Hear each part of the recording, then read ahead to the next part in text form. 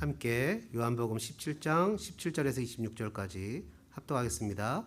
그들을 진리로 거룩하게 하옵소서. 아버지의 말씀은 진리니이다.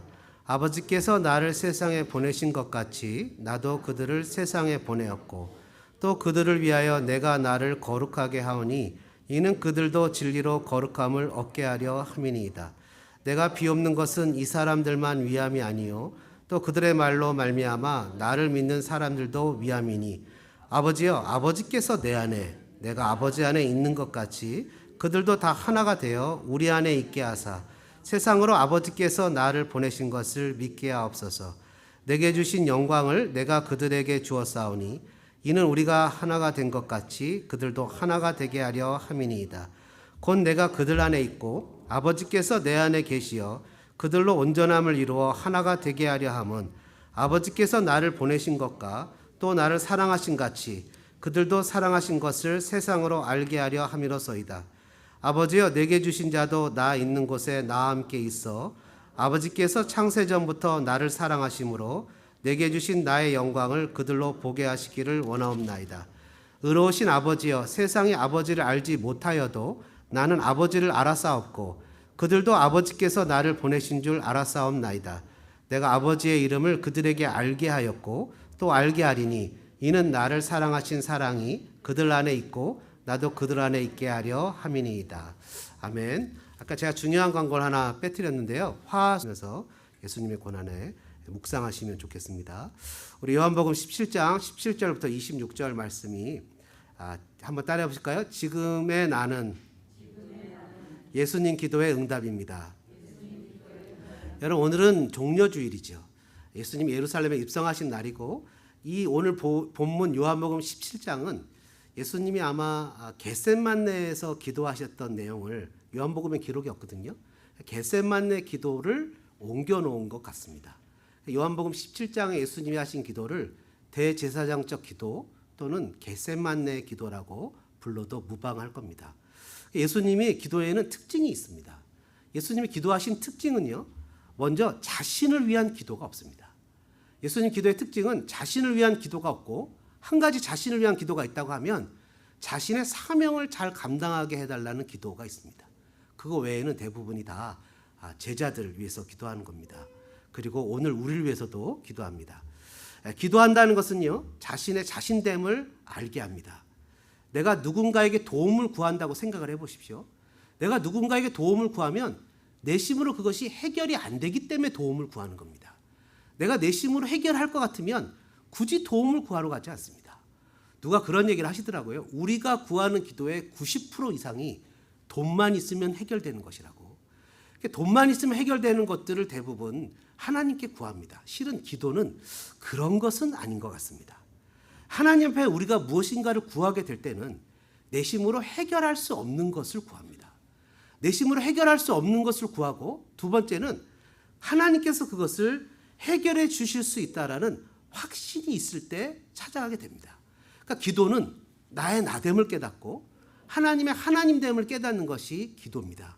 기도를 할 때는 반드시 내가 하나님 앞에 하나님, 나는 이러이러한 것이 필요합니다라고 요청할 때는 하나님 줘도 되고 안 줘도 되고 이렇게 기도하지 않습니다. 기도는 간절함이 생기게 되죠. 반드시 하나님이 도와주셔야 되는 것이고 반드시 하나님이 내가 급하니까 이루어 달라라고 얘기하는 것이 바로 그것이 기도입니다. 기도는 그런 의미에서 예배입니다. 그런 의미에서 기도는 나의 신앙의 고백이 됩니다. 가끔 가다 보면 어떤 성도님들은 나는 요즘에 기도 제목이 별로 없습니다 라고 얘기하시는 분들도 계시는데 기도 제목이 없는 것은 절박함이 없고 하나님을 향한 신뢰감에 대해서 어떤 분은 그래요. 내가 이게 자존심 상하게 하나님 앞에 굳이 이런 것까지 구해야 되나? 라고 얘기하는 분들이 간혹 계시기도 합니다. 근데 하나님은 아무것도 염려하지 말고 모든 일에 기도와 간구로 너희 구할 것을 아뢰라고 얘기하시면서 하나님께서는 언제든지 우리의 기도를 들으실 수 있는 분이라고 우리에게 이야기해 주신다는 겁니다. 그래서 기도는 하나님과 나 사이의 관계성을 형성합니다. 하나님과 나 사이에 어떤 관계인지를 깨닫게 해주는 거예요. 기도를 많이 하시는 분들은 보면 기도를 하면 할수록 하나님과 더 친밀해지고 가까워지고 또 하나님의 마음이 더 느껴지기도 합니다. 여러분, 그래서 기도는 예배이고 기도는 사랑입니다. 기도라면 하나님의 사랑이 느껴지기도 하지만 내 시간을 들여서 누군가를 위해서 기도할 때 사랑하지 않고는 누군가를 위해서 기도할 수가 없습니다. 우리 소망교회는요, 아침마다 교인들의 이름을 한 분 한 분 불러가면서 기도를 합니다. 한 10여 명의 성도들이 새벽마다 참여해서 함께 기도하시는데 제가 그분들의 별명을 기도의 파수꾼이라고 줬습니다.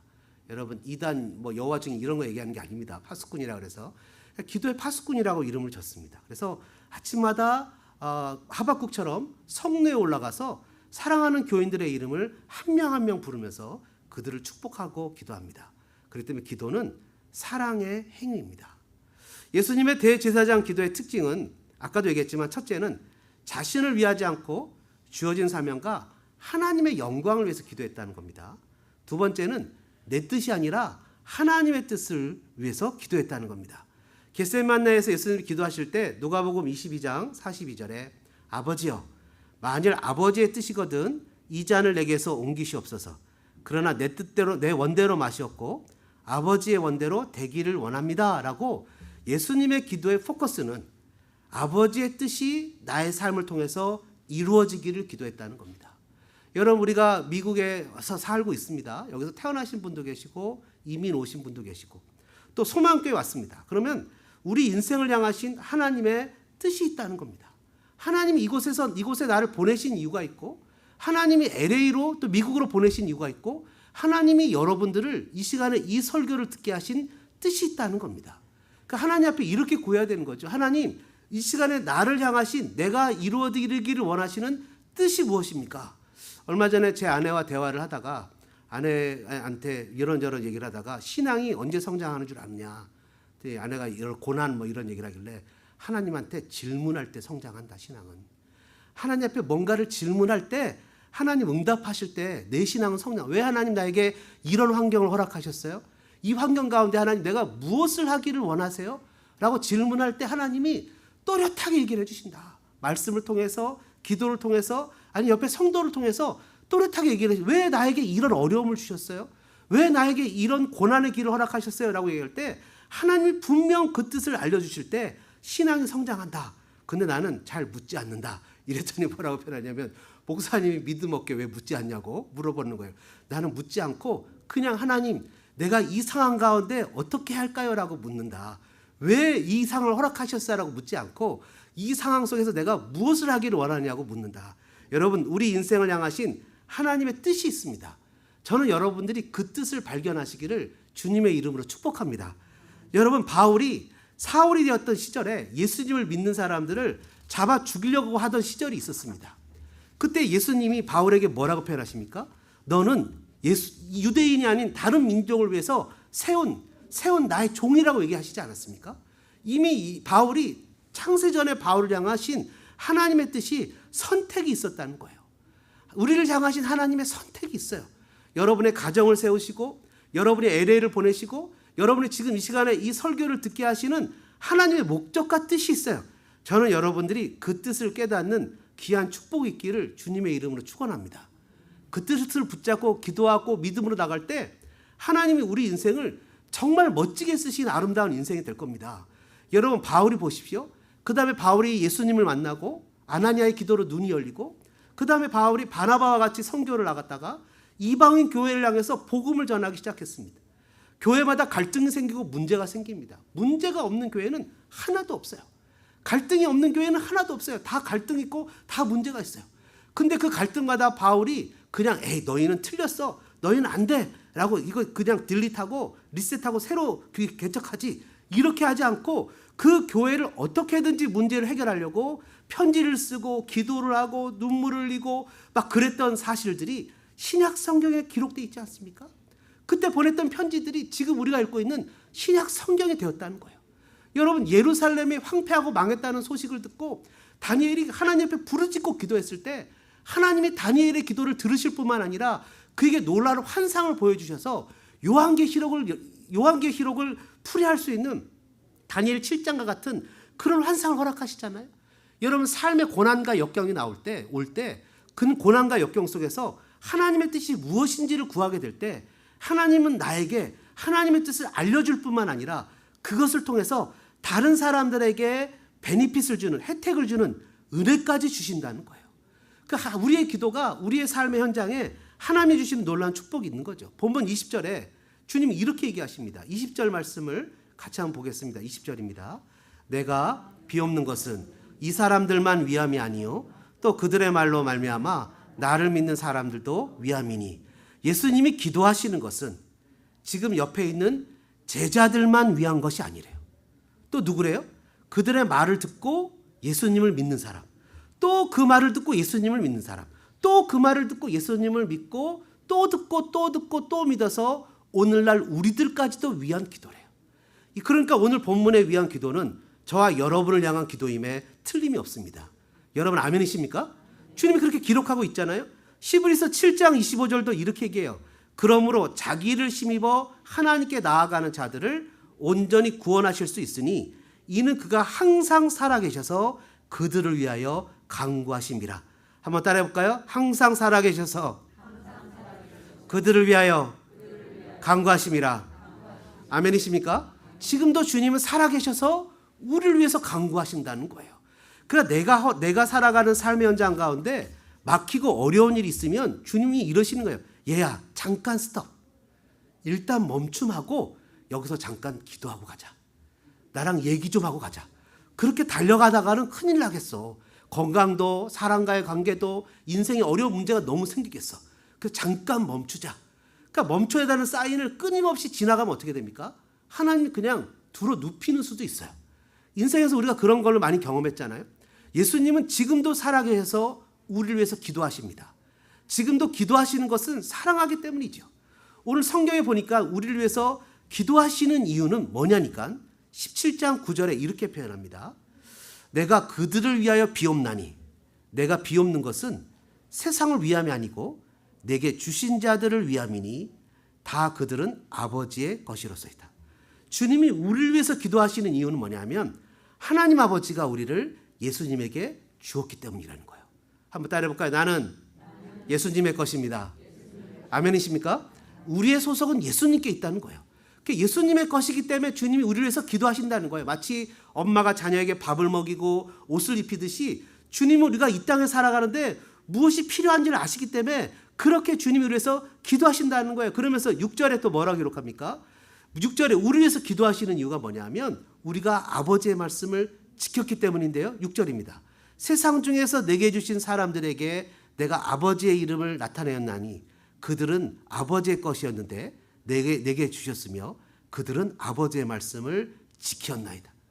아버지의 말씀은 뭡니까? 예수님을 믿는 거죠. 예수님을 믿기 때문에 주님은 우리를 위해서 기도하시는 거 아니겠습니까? 8절에도 이렇게 얘기를 합니다. 하반절에 아버지께서 나를 보내신 줄 믿었사옵나이다. 우리가 예수님을 믿기 때문에 주님을 우리를 위해서 끊임없이 기도를 하시는 거예요. 예수님께서 제자들을 위해서 기도하시는 이유는요. 아버지의 말씀을 그들이 지켰고 아버지께서 예수님을 보내신 것을 믿었고 그렇기 때문에 교회는 아버지의 말씀을 지키는 사람들과 아버지와 예수님을 믿는 사람들의 모임이 교회입니다. 17장에서 예수님께서 기도하신 내용이 크게 세 가지로 나옵니다. 세 가지의 기도 제목이 나오는데 첫째는요. 9절부터 12절인데 제자들을 프로텍트 해주셔서 하나가 되게 해달라는 기도입니다. 두 번째는 13절에서 16절인데요. 세상의 미움을 받기 때문에 악에 빠지지 않기를 기도해 주십니다. 마지막 세 번째로 오늘 본문이죠. 17절부터 진리로 거룩하게 해달라고 기도하십니다.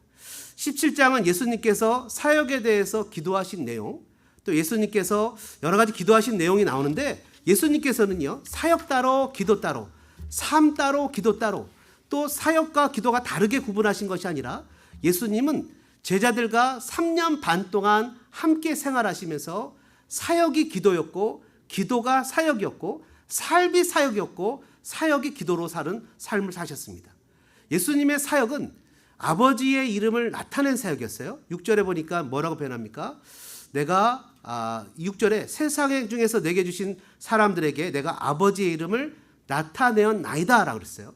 아버지의 이름을 나타낸 사역을 예수님이 하셨어요. 예수님의 두 번째 사역은 7절입니다. 뭐라고 기록하시냐면 다 아버지께로 온 줄 알게 하는 사역을 하셨다고 표현합니다. 마지막 세 번째는 8절인데요. 그것은 예수님을 믿게 하는 사역이었어요. 여러분, 지금 예수님께서는 이곳에 계시지 않습니다. 예수님은 육체로 이곳에 계시지 않아요. 육체로 몸으로 예수님은 제자들과 3년 반 동안 함께 계시다가 예수님은 십자가에서 죽으시고 부활하시고 승천하셨습니다. 예수님이 다시 오실 때까지 우리는 예수님을 보지 못합니다. 근데 우리는 예수님을 사랑한단 말이죠. 왜 어떻게 우리가 예수님을 보지 못하지만 사랑하죠? 그거는 예수님 보내신 성령님 때문입니다. 성령님 우리 가운데 오셔서 예수님을 사랑하게 하고 성령님 우리 가운데 오셔서 예수님이 이 땅에 하셨던 일들을 우리가 이 땅에서 하도록 하십니다. 베드로전서 1장 8절에 베드로 사도는 예수를 너희가 보지 못하였으나 사랑하는도다. 이제도 보지 못하나 믿고 말할 수 없는 영광스러운 즐거움으로 기뻐하니 믿음의 결국 곧 영혼의 구원을 받음이라. 예수를 보지 못하나 성령으로 말미암아 사랑하는 마음이 내 마음에 있어요. 그 이유는 뭐냐면 내가 하나님 앞에 구원을 받았기 때문이죠. 여러분, 저희 예수님이 보지 못하지만 주님을 사랑하면서 우리가 이 땅에서 주님이 원하시는 일들을 하게 됩니다. 그것은 뭡니까? 예수님이 하셨던 사역을 우리도 이 땅에서 똑같이 하고 있다는 거예요. 첫 번째는 뭐예요? 아버지의 이름을 나타내는 사역입니다. 새벽에 우리가 기도할 때 이렇게 기도하잖아요. 하나님, 오늘도 나의 삶을 통해서 주님이 드러나기를 원합니다. 세상에 믿지 않는 사람들에게 예수님이 드러나기를 원하는 마음으로, 아버지가 드러나기를 원하는 마음으로 하루를 살아가죠. 두 번째는 세상의 모든 사람들에게 이 모든 것이 하나님께로 온 것임을 알도록 하는 것이 사역입니다. 세 번째로 우리가 해야 되는 사역은 예수님을 믿게 하는 게 바로 우리가 하는 사역이에요. 이 모든 것들이 예수님이 이 땅에서 하셨던 사역이고 우리는 이 사역에 대해서 하는 겁니다. 예수님은 그래서 이것에 대해서 기도하셨고 예수님의 기도는 반드시 응답을 받죠. 왜요? 예수님은 그 기도하시는 모든 것 중에 하나도 땅에 떨어지는 것이 없었습니다. 누가복음 22장 31절과 32절에 보면 베드로가 예수님을 배반할 거에 대해서 예수님이 경고하시면서 이렇게 얘기하십니다. 시몬아 시몬아 보라, 사탄이 너희를 밀가부르듯 하려고 요구하였으나 그러나 내가 너를 위하여 내 믿음이 떨어지지 않기를 기도하였나니 너는 돌이킨 후에 내 형제를 굳게 하라. 한번 따라해 보실까요? 너는 돌이킨 후에 내 형제를 굳게 하라. 예수님은 만일 네가 돌이킨다면, 만일 네가 회복된다면이라고 얘기하지 않으시고 분명하게 네가 돌이킨 후라고 정확하게 얘기하셨어요. 예수님은 예수님의 기도에 반드시 응답받는 확신이 있으셨습니다. 여러분, 예수님의 기도는 하나도 땅에 떨어지지 않고 반드시 응답되는 것을 여러분들이 믿으시길 바랍니다. 그렇기 때문에 오늘 저와 여러분을 위해서 하신 예수님의 기도도 반드시 응답이 되는 거죠. 지금의 나는 예수님의 기도 응답이라는 겁니다. 그럼 오늘 본문을 통해서 예수님이 나를 위해서 하신 기도의 내용을 여러 가지가 있지만 크게 두 가지만 보려고 합니다.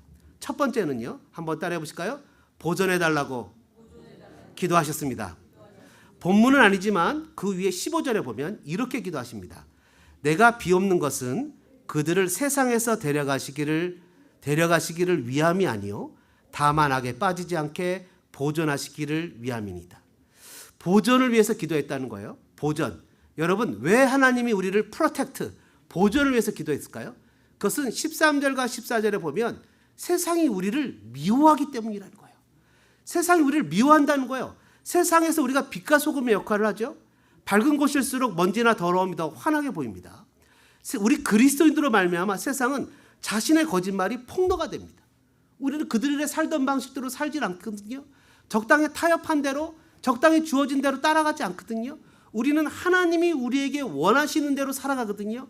그들의 거짓말이 폭로되니까 그 사람들이 생각하기에 우리는 너무 밉습니다. 그들의 마음을 맞춰주지 않습니다. 그들의 마음을 따라가지 않습니다. 마태복음 5장 11절과 12절에 보니까 나로 말미암아 너희를 욕하고 박해하고 거짓으로 너희를 거슬러 모든 악한 말을 할 때에는 너에게 복이 있나니 기뻐하고 즐거워하라. 하늘에서 너희 상이 큼이라. 너희 전에 있던 선지자들도 이같이 박해하느니라.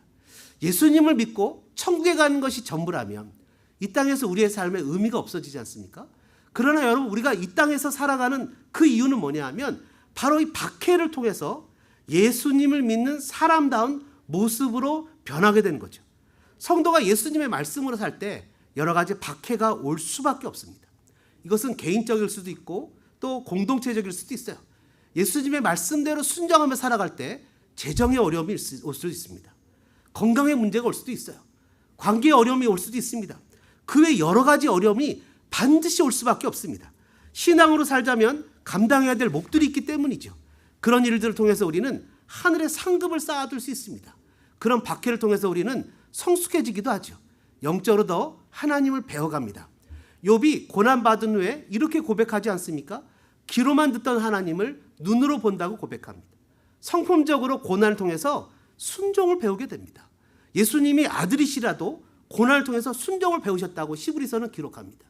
그렇습니다. 고난을 통해서 사람다운 사람으로 바뀝니다. 매력적인 사람으로 바뀝니다. 만나고 싶고 사귀고 싶은 사람으로 바뀝니다.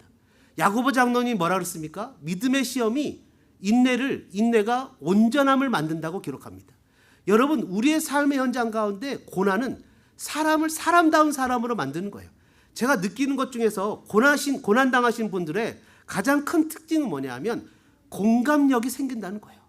내가 고난을 당하고 있는데 저 사람도 어려웠겠구나. 누군가가 어려운 얘기를 하면 마음이 같이 아프고 너무 힘든 거예요.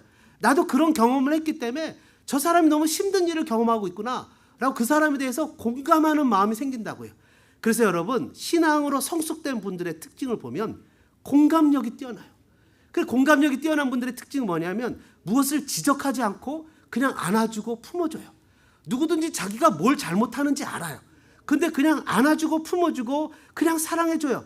여러분, 운디더 실라라는 말씀을 들어보셨죠? 상처 입은 치료자. 내가 경험하고 나니 과부심정 과부가 이해한다고 상대방의 아픔을 공감하게 됩니다. 이 땅에 살면서 우리가 겪는 여러 가지 시련과 아픔과 예수를 믿기 때문에 겪는 세상의 핍박이 우리를 성숙하게 만들어서 사람들을 품어주고 안아주는 넉넉한 매력적인 어트랙티브 크리스찬을 만들어간다는 거죠. 근데 그런 경험이 없는 사람들 가만히 보시면 천방지축이지 않습니까? 하나님이 그래서 예수님이 기도할 때 우리를 보존해달라고 기도하시는 거예요. 예수님의 임재 가운데 있기 위해서는 보존이 필요한 거죠. 21절 말씀 같이 한번 보겠습니다. 21절입니다. 아버지여, 아버지께서 내 안에, 내가 아버지 안에 있는 것 같이 그들도 다 하나가 되어 우리 안에 있게 하사 세상으로 아버지께서 나를 보내신 것을 믿게 하옵소서. 예수님과 하나님의 깊은 임재를 경험하기 위해서는, 아니 그 임재 안에 들어가기 위해서는 우리가 옆에 있는 형제와 하나가 돼야 됩니다. 옆에 있는 사람과 하나가 될 때 예수님과 아버지의 하나됨 속에 우리가 같이 그 안에 그 임재 가운데 들어갈 수 있습니다. 근데 여러분, 세상은 내 형제가 나에게 무엇인가를 잘못하면 그냥 끊어내야 됩니다. 심지어 내가 성공하고 출세하려면 그 형제를 밟고 일어서야만 됩니다. 적당할 때 그 사람에게 그 사람에 맞는 공로를 인정해 주지 않고 내 것으로 다 가져가려고 합니다. 그래야 내가 출세할 수 있기 때문입니다. 그러나 우리 믿는 사람들은 무엇인가 남을 도와주고 남을 세워주고 남과 함께 가려고 합니다. 세상에는 마음 맞는 사람들끼리는 같이 가지만 맞지 않는 사람들은 끊어내고 밀어냅니다. 그러나 예수 믿는 사람들의 가치관은 그것과 다릅니다. 마음이 맞지 않아도 품어줍니다. 내 원수 같은 사람도 용서합니다. 그런 사람들을 함께하는 마음의 공동체로 만들어갑니다. 여러분, 예수님의 공동체를 보면 이 모습을 분명하게 알 수 있습니다. 예수님은 자기 마음에 맞는 사람들끼리 불러 모으지 않았습니다. 예수님의 12제자를 보면 그 가운데 셀로 땅 시몬이 있고 세리 마태가 있습니다. 잘 아시는 대로 셀로 땅 시몬은 열심당입니다. 그는 가슴에 칼을 품고 세리를 만나면 죽여야만 그것이 애국을 하는 것이라고 여기는 셀로 땅 사람이었고, 세리는 셀로 땅이 가장 타겟으로 삼는 사람 중에 하나였기 때문에 세리와 셀로 땅 예수님의 공동체에 있는 것은 너무나 많이 무척 매우 불편한 관계로 있는 겁니다. 사람들은 이럴 경우에는 교회를 떠나거나 공동체를 떠나거나 그것에 대해서 선을 긋거나 그것에 있을 필요가 없다고, 내가 에너지를 쓸 필요가 없다고 얘기를 합니다. 내가 왜 굳이 힘들고 어려운데 그 공동체에 가서 에너지를 쓰냐고 얘기합니다. 그 얘기는 내가 그 사람에게 얻을 유익이 하나도 없다는 거죠. 유익이 있으면 떠나지 않아요. 유익이 없으니 떠나지 않겠다는 거죠. 세상 사람들은 다 그렇습니다. 세상 사람들은 그 사람과의 관계 속에서 조금만 불편하고 힘이 들고 어려우면 선을 긋고 밀어내고 그 사람 안 만나면 끝납니다. 그러나 예수 믿는 사람은 천국 가서도 볼 건데, 아버지가 그것을, 예수님이 그걸 해결하기 위해서 십자가를 지셨는데, 십자가는 둘로 갈라진 것을 하나로 이루는 것이 십자가가 아니겠습니까? 하나님과 원수된 우리를 하나로 만든 것이 십자가인데, 피조물과 하나님과의 관계를 하나로 만든 것이 십자가인데, 이방인과 유대인을 하나로 만든 것이 십자가인데, 부모와 자녀, 부부와 부부간에 하나로 만든 것이 십자가인데, 그 십자가를 지러 가시는 예수님이 너희가 하나가 돼야 된다고 얘기를 하는데, 우리는 세상 사람들과 똑같이 똑같은 가치관 속에서 밀어내고 끌어내고 실어내고 아니라고 다시는 보지 않는다고 마음에서 끌어냈다고 얘기한다면 도대체 세상에 믿지 않는 사람들과 무엇이 다르겠냐는 겁니다. 예수님의 공동체는 너무나 불편했습니다. 너무나 힘들었어요. 그러나 그들은 예수님과 함께 지냈어요. 그들을 바라보고 있는 예수님도 결코 속이 편하지는 않았을 것입니다. 매우 엄청 심히 많이 불편했어요. 그러나 어떻게 됐습니까? 그들은 예수님의 십자가를 경험한 그들은 요즘에 가장 유행되는 말로 깐부가 되었어요. 정말 친한 친구가 되었다고요. 여러분, 사도 요한을 보십시오. 예수님이 이렇게 얘기합니다. 예수님의 말씀을 받아들이지 않는 저 마을에 불을 내리라고 할까요? 그러나 십자가를 경험한 사도 요한은 그렇게 얘기하잖아요. 서로 사랑하라.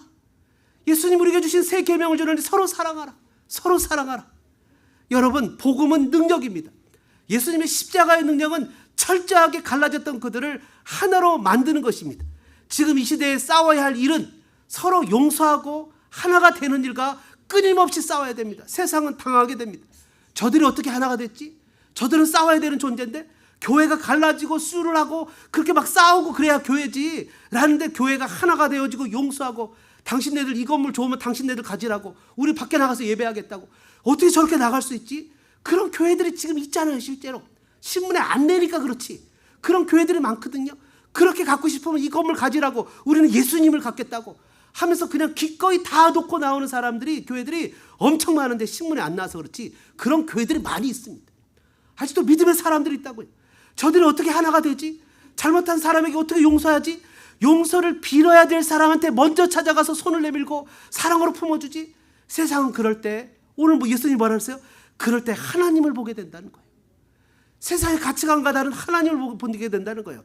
복음은 하나됨의 소식입니다. 이럴 때 여러분 선교가 일어나고 이럴 때 전도가 일어나는 것이 아닙니까? 22절의 말씀을 보십시오. 22절입니다. 같이 읽겠습니다. 내게 주신 영광을 내가 그들에게도 주었사오니 이는 우리가 하나 된 것 같이 그들도 하나가 되게 하려 함이니이다. 주님이 하나님 아버지가 예수님에게 주신 영광을 그 예수님이 오늘 우리에게도 줬다는 거예요. 이 영광이 뭐죠? 이 영광은 십자가예요. 이 영광은 십자가의 영광입니다. 둘로 갈라진 것을 하나로 만드는 놀라운 신비의 영광입니다. 예수님이 내가 영광 받을 때가 됐다고 얘기하셨어요. 그 영광은 십자가의 영광입니다.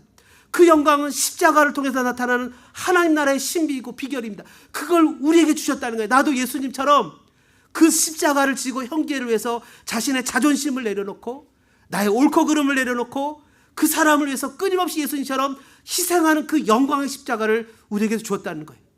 하루는 율법사가 예수님에게 왔습니다. 그렇게 물어보는 거예요.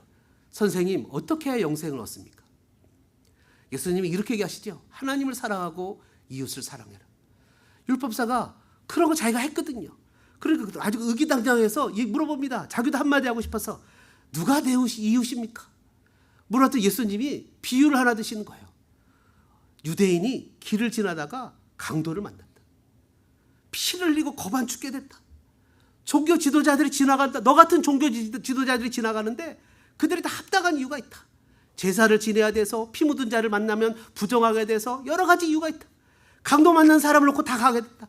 거반 죽게 됐는데 유대인들이 혼혈민족이라고 상종조차 안 하는 이 사마리아 사람이 자신의 재산을 축내면서까지 오해받을 그런 염려까지 안고 그를 주막에 데려가서 먹이고 고쳐주고 더 비용이 들어가면 주겠노라고 얘기하고 갔다. 네가 생각하기에는 누가 강도 만난 자의 이웃이냐? 그러니 이 유대인 율법사가 차마 그 입에서 사마리아 사람입니다라는 말을 못하니까 자비를 베푼 자입니다고 얘기합니다. 예수님이 너도 이와 같이 하라. 하물며 저 사마리아 사람 너희들이 상종조차 안 하는 저 믿지 않는 사람이라고 여기는 예수도 모르는 사람이라고 여기는 사람들도 일반 윤리와 도덕으로 사랑을 표현하는데 예수를 안다는 너희가 어떻게 그런 모습으로 살아가냐고 꼬집으시는 예수님의 비난이죠. 오늘 이 시대의 교회를 향하신 주님의 도전이죠. 나의 종교적인 신념과 율법을 뛰어넘어 한 영을 사랑하는 마음으로 그가 어떤 대상일지라도 원수와 같은 사랑일지라도 사랑을 베푸는 것이 주님의 뜻이라는 거죠. 지지난주에 선교를 가서 우리 여기 같이 갔던 집사님 권사님들 계시는데 실리아라는 집에 갔습니다. 애가 셋이에요. 그중에 엄마가 싱글맘이에요. 둘이 있었는데 몇 년 전에 이 애가 갑자기 남편이 없을 때 생겼어요. 당스럽잖아요. 이게 보호가 안 되는 거예요. 그래서 선교사님이 이 엄마를 너무 불쌍해갖고 집을 옮겨줬어요. 집을 옮겨주고 월세도 대주고 했는데 선교사님이 갑자기 한국으로 돌아가게 됐어요. 저희 교회에서 31명의 아이들을 돕는 중에 이 가정을 처음으로 맡고는 도와주자 결심을 하고 안전한 곳에 집을 얻어주고 월세를 대주기 시작했어요.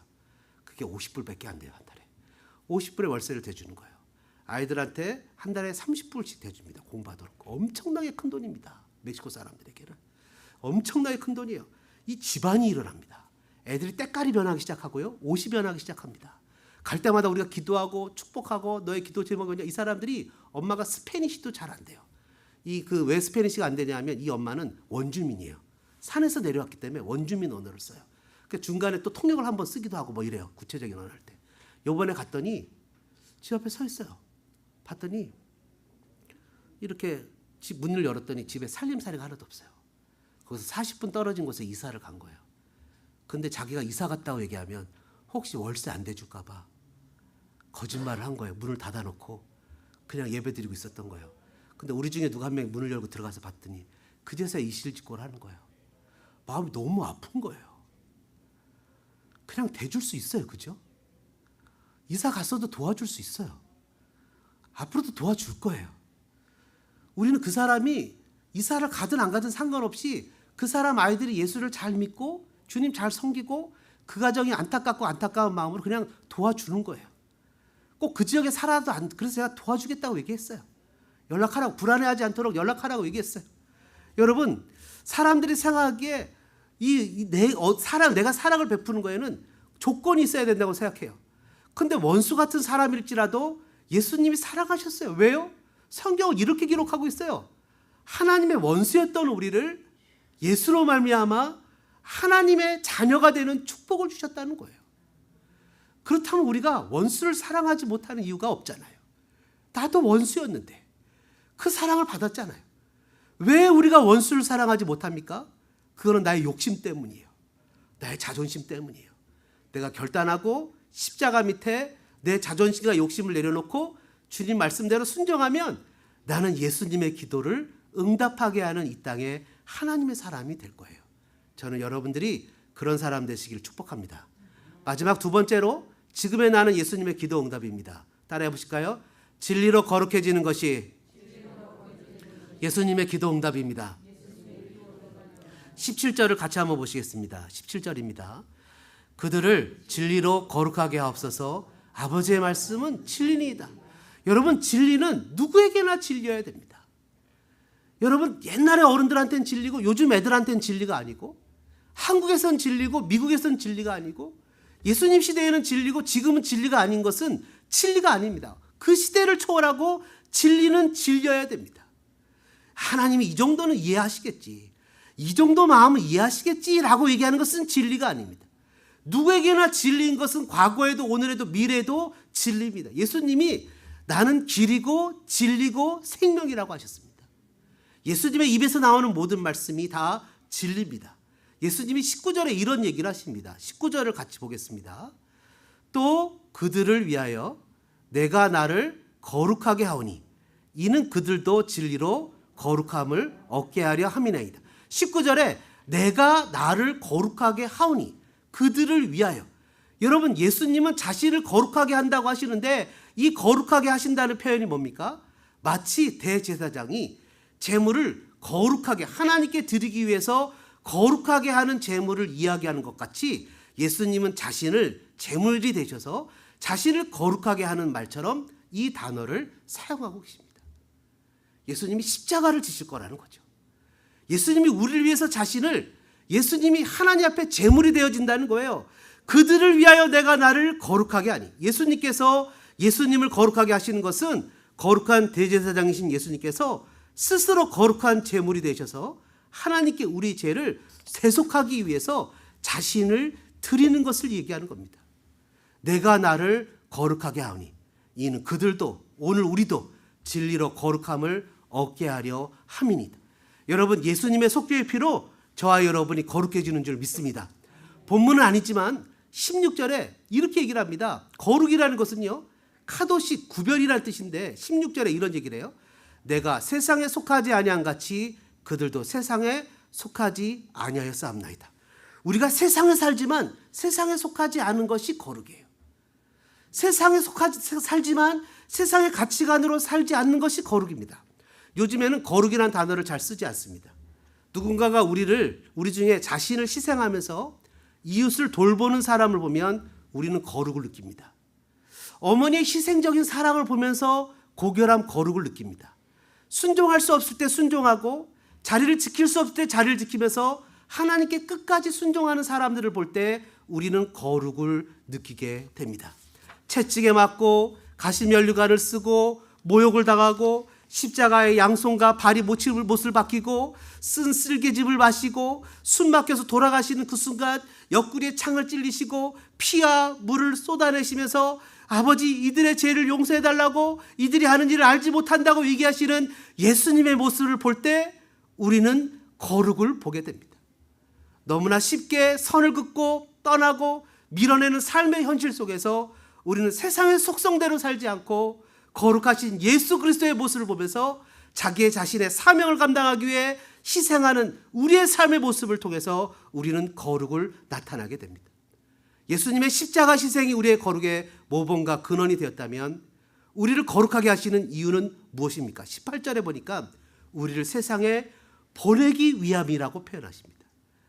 세상에 우리를 보내기 때문에 우리가 거룩해야 된다고 이야기하십니다. 18절이죠. 아버지께서 나를 세상에 보내신 것 같이 나도 그들을 세상에 보내었고, 거룩해야 되는 이유는 23절과 24절에 보니까 바로 하나님의 예수님의 놀라운 임재 가운데 우리가 함께하기 위해서는 반드시 우리가 거룩해야 그 거룩이 사랑으로 표현된다고 주님 얘기하십니다. 그런데 문제는 마귀도 이 사실을 알고 있다는 거예요. 마귀는 바로 우리 옆에서, 바로 우리 뒤에서, 바로 우리 앞에서, 바로 우리 위에서 우리가 거룩하지 못하고 하나 되지 못하도록 회방을 한다는 거예요. 15절에 뭐라 기록합니까? 다만 악에 빠지지 않게 보존하기를 위함이라 그래요. 악은 우리 매우 가까운 곳에 있습니다. 우리를 회방합니다. 우리의 자존심에 상처를 주고 쓴뿌리를 일어나서 형제를 받아들이지 못하게 합니다. 섭섭하게 합니다. 자만심과 생각의 교만을 불어넣습니다. 그래서 주님이 우리를 위해서 기도하셨습니다.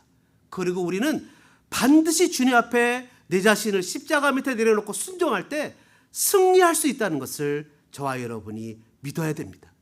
그리고 우리는 반드시 승리할 수 있는 사람이 될 것입니다. 사랑하는 믿음의 동역자 여러분, 이 시간에 우리 주님 앞에 함께 기도하는 시간을 갖기를 원합니다. 오늘 말씀이 좀